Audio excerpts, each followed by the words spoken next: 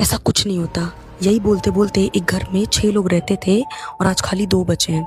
ये ब्रह्म राक्षस की एक सच्ची कहानी है और बहुत इंटरेस्टिंग कहानी है, लेकिन थोड़ी लंबी है, इसलिए मैं इसको 3 पार्ट्स में कवर करूंगी, तो आप ये पेज फॉलो कर लीजिएगा। और इसके लास्ट पार्ट में हम आपको बताएंगे ब्रह्म राक्षस का वो सच जो शिव महापुराण में भी लिखा हुआ है। हम लोग जब छोटे थे तो मम्मी अपने गाँव की एक कहानी हम लोग को सुनाती थी।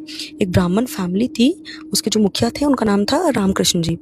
उनकी माता जी रहती थी, 2 बेटे रहते थे और उनकी दोनों बहुएं रहती थी।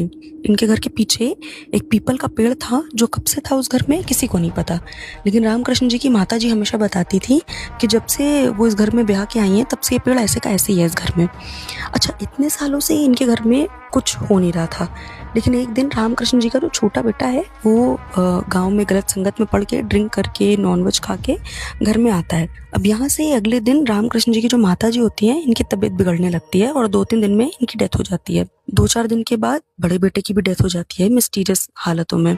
उसके बाद गांव में सब लोग ये बात बोलने लगते हैं कि रामकृष्ण जी के घर में कुछ गड़बड़ है।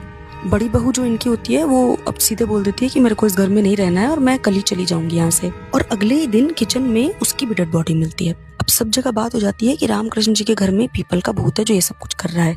थोड़े टाइम के बाद ही रामकृष्ण जी की जो छोटा बेटा होता है उसकी वाइफ की भी डेथ हो जाती है। अब यहाँ से रामकृष्ण जी को भी कुछ अजीब लगने लगा।